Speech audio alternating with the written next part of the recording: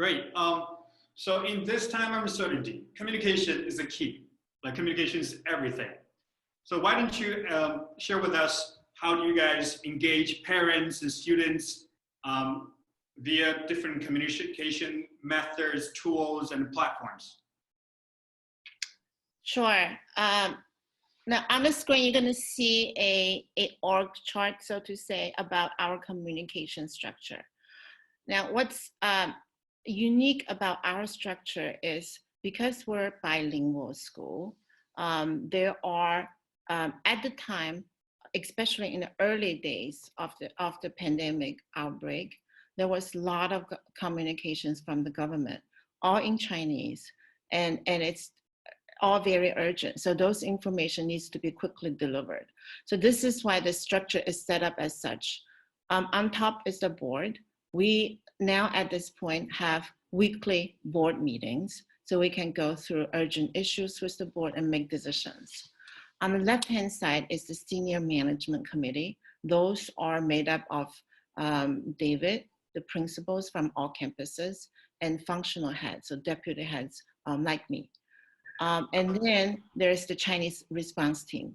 So what happens is if the government has mandate, those information are quickly disseminated from the Chinese language-based team to the board, to senior management committee, and to the campus leadership.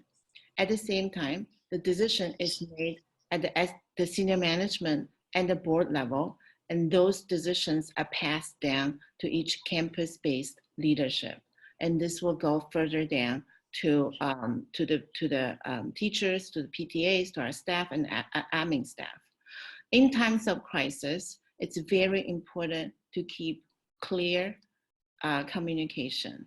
So because of it, especially at the early days of the outbreak, so roll back a few weeks, between end of January to mid-February, mid to end of February, our communication frequency was very high. So from David's office, he will be sending out letters to the community and to our staff weekly. And on top of it, our principal would also send letters. So David's communication will be broad stroke. School is closed until February 17th, and each campus will then communicate to their parent community about decisions down to that campus, how that will be executed. So throughout this crisis, we've tried to keep information transparent and prompt, so everyone is on the same page. The challenge that everyone's going to face in the COVID-19 crisis is things are changing all the time. There are times that we're not sure what's going to happen as well. And it's important to be transparent. That has worked for us. So, sorry. And I was going to say, I don't know, most schools will have critical incident plans or some sort of critical incident management policy.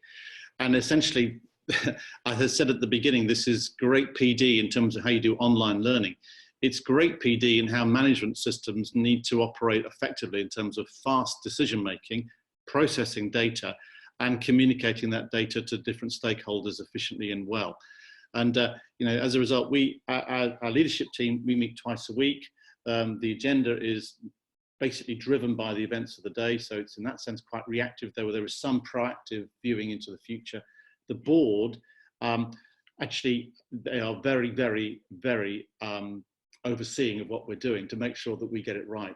You know, in the context of the virus, people's health, but also in terms of compliance with Chinese policy at a time of crisis, you can't make mistakes. So this system has been very tightly put together. Minutes, regular meetings, clear communication, and creating, and I suppose this is probably more important than anything else, creating a culture of compliance, not because of some sort of kowtowing, but because we all need to apply policy and we need to do it effectively, and we need to do it today.